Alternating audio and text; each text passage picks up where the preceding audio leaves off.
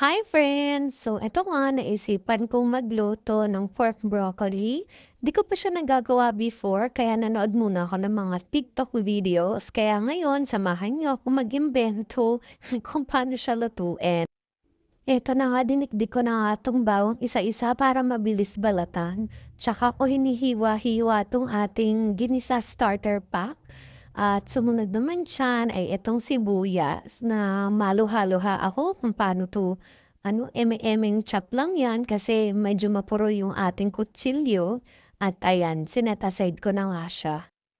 Tapos ito pilit ko ng pinaghihiwalay itong aking defrost na baboy, nakalimutan ko kasi siyang i-defrost kanina. So hugas-hugas lang, antayin ko lang siyang maghiwa-hiwalay and then i-slice na natin siya into strips. Ayan, medyo malalaki na ihiwa ko kasi nainis ako sa kutsilyo ko, sobrang purol talaga. So pag nahiwa na yan lahat, yan nalagay ko yan sa mangkok. Wait lang, kumalma. Naka-timeslap na yan guys, charot.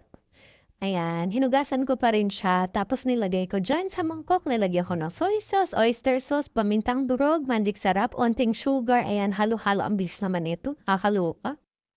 At ito na nga ang eme-emeng bida, charot, hindi talaga 'to broccoli kasi konti lang yung nilagay ko kasi nga hindi gano'n maghulay yung mga person dito. So ayan, hindi ako masyadong marunong maghiwa ng broccoli kasi first time ko talaga magluto nito guys. So kung may mali, don't judge me na lang. Hindi, pero ayan, tinatry ko na hiwain siya ng malilikit lang para kahit papaano makain pa rin ang aking mga bagets. Hindi nila mapansin, maihalo sa kanin. Ayan. At dito nga sa aking maruming stove, ayan, nagsalang ako ng tubig kasi iba-blanch ko lang nung konti yung aking broccoli. Ayan. Tapos after niyan, isasalain ko na siya. Naka-timeslap ulit ako. Timelapse pala. Ayan. Tapos nagsalang na rin ako ng kaldero for the adjust-adjust pa ako, di ba? Ayan, nilagyan ko konting mantika para hindi masunog yung butter. Tapos ginisa ko na rin yung wiyas at bawang.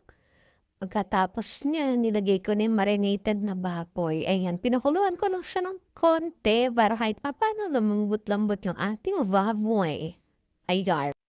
Ayan, eming halo para kunyari marunong magluto. Tas ayan, tinimplahan ko na ulit siya ng oyster sauce, kamintang durog at magic sarap. And then ihalo ko na nga yung cornstarch na tinunal sa tubig para naman maglapot-lapot na siya. Ayan.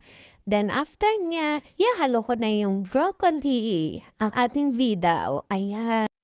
Tapos sinanggo time-lapse kasi tapos na ako magluto ng mabilisan. At ayan, malapot-lapot na rin siya. Halo-halo na lang. Tapos tatak, okay na 'to. Ano na kayo? Ikaw, Seth. Wow, kumakain sila ng broccoli para maging Latina. Sa'yo, guys. Papapayat. Ano, masarap ba? Guys, ako po mas lalong Latina pa. Mas lalong Latina pa. Ikaw, anong lasa? Sarap po. Sarap? Yes. May luluwan na yan. We, hindi, kinakain nila. Ang gagaling naman kumain ng gulay nito mga Latina na to. Doon na Latina ako. Eh, di wow.